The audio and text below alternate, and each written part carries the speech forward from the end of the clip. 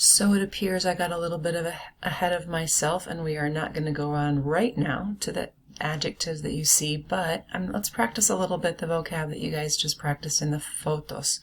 So I've got some statements that are falso o falso. They're actually more like ilógico, right? So here's the first statement. I'm going to read it. I would like you to pause the button and read it with the correct word instead of the underlined word that you see. First one says, La viajera en la agencia de viajes necesita una foto para viajar a México. Pause button. Repeat it with the correct word. Un pasaporte would be the correct word. Here's the next one. La agente de viajes confirma el pasaporte de la turista. Pause. Repeat it with the right word. Confirma la reservación de la turista. La próxima. El viajero prefiere tomar el sol en la estación de autobuses. Pause. Repeat correct word. En la playa, that might be a better place to do that than la estación de autobuses. La playa, la playa. Next one. Los viajeros en el aeropuerto van a ir en taxi. Pause. Repeat. Please do it. Repeat. I want you to make sure that you practice the words and practice pronunciations and all that stuff. So pause. Say the right word instead of en taxi. Van a ir en avión porque están en el aeropuerto. Van en avión.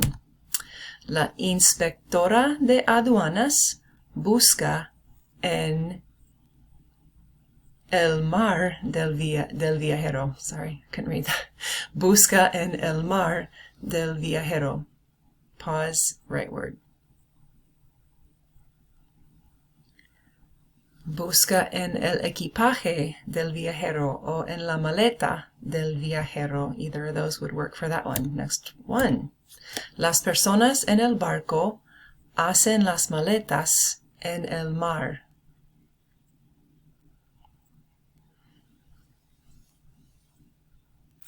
Las personas en el barco pescan en el mar. That would be the one that I would think would make most sense in that. Next one. Preferimos viajar en tren porque nos gusta tomar fotos del caballo de España. Pause. Repeat with the correct word. Nos gusta tomar fotos del paisaje de España, del paisaje del campo. Paisaje to me seems the best word in that context. Next one. Hay una lista, a list. Hay una lista de pasajes y maletas en el aeropuerto. Hay una lista de las llegadas y las salidas en el aeropuerto. The arrivals, llegadas, y las salidas, the departures. Next one. Cuando Sofía va de vacaciones a Nueva York, le gusta confirmar una reservación en las tiendas grandes. Pause, repeat with the correct phrase. Le gusta ir de compras en las tiendas grandes. Notice I don't have to change ir there because it's following the le gusta. She likes to go shopping. So le gusta ir de compras. Uno más. Yeah, last one. No quiero jugar a las cartas porque no me gusta dormir en el aire libre. Pause, repeat with the right word or phrase. No quiero acampar porque no me gusta dormir en el aire libre. Okay, so keep working on that vocab. Notice that there is going to be a prueba in Clase 33, which is the next class, so be prepared for that. Next slide. Okay, here we go with the adjectives. I would like you to, and just in a second, I'm going to have you pause the video again. I would like you to look through two lists of vocab, and they happen to have to be situated on two different sides. One is on the bottom right, the adjetivos that you see there, the adjectives, and then it continues actually on the next page on the back side, top right. It's just a continuation. It's they're alphabetized. I want you to see what they mean. Okay, I want you to pronounce them first. I'm not going to go through and have us pronounce them all.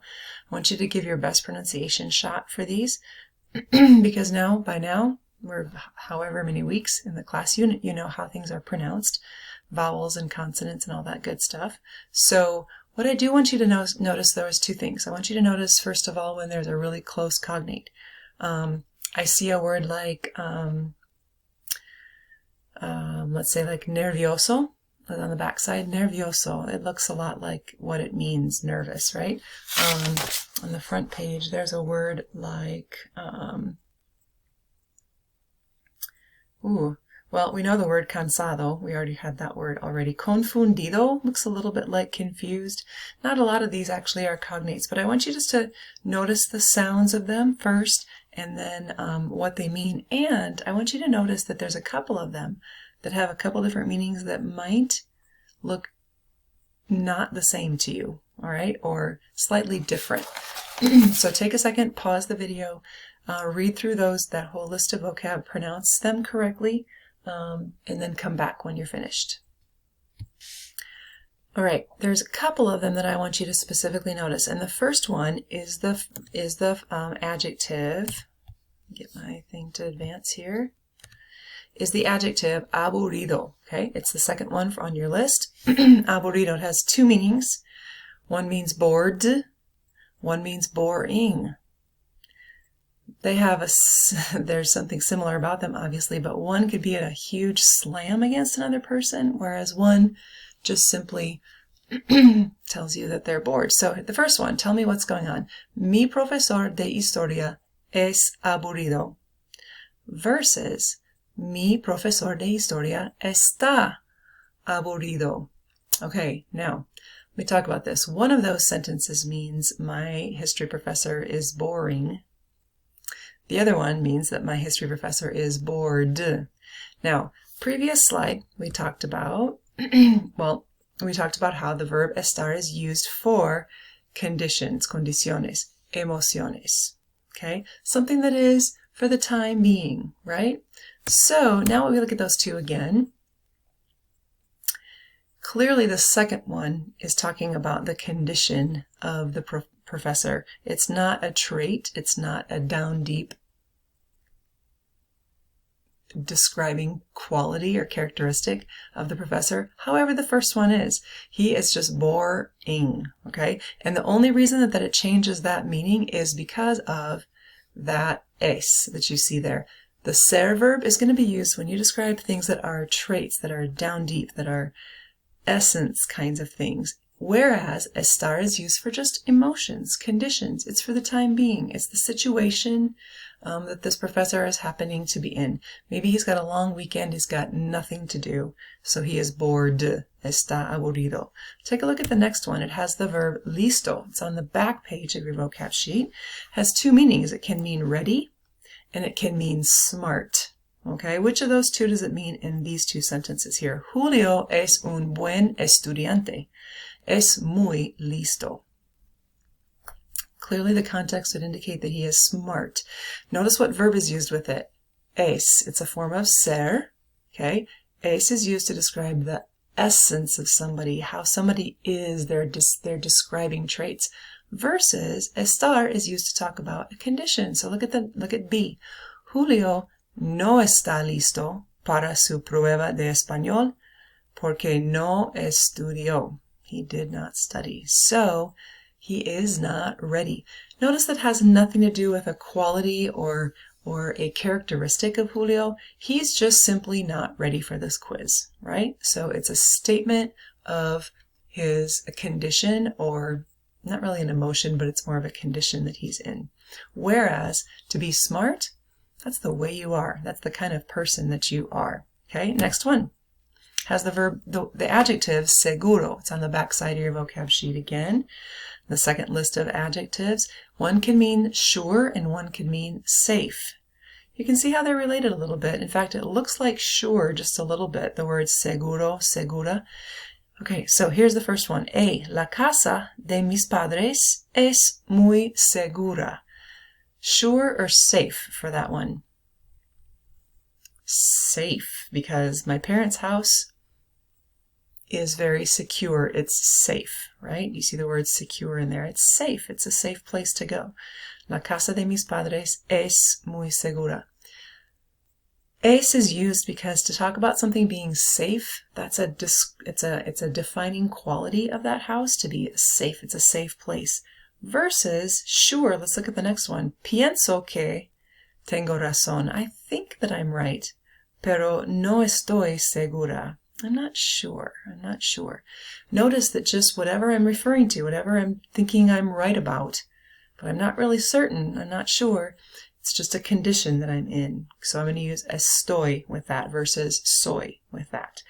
I'm going to give you lots of practice on panorama with this, I promise. Okay, but there's one more set of sentences I want with the word alegre. Go back to the front side of your adjective boxes, and you see that Julia está alegre, and then Julia es una persona alegre. Clearly the first one uses está. It must have to do with a condition or an emotion. And the second one has to do with a describing quality that goes down deeper. It was in our song that we did at the beginning of class. Y soy alegre, si muy alegre. The two words that alegre can mean are happy and joyful. I guess they could be used interchangeably on these two sentences, but what I want you to know is that when I say Julia está alegre, there's something that's going on in Julia's life that's putting her in that condition right now, for the time being. She's happy because maybe she just got a really good grade in a paper, or the guy she loves just asked her out. So está alegre, there's a condition going on, okay? Versus Julia es una persona alegre, notwithstanding any circumstance that's swirling around her, she, down deep in her heart, in her very being, she is a joyful / happy person. So I want you to start seeing the difference between these two. I'm going to give you panorama work to practice those. So keep working on those, but let's do this. I'm going to finish. We probably won't finish all these. If we don't, it's okay.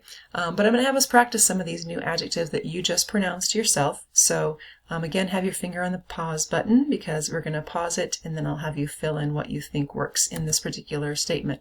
All these, by the way, let me move my face down.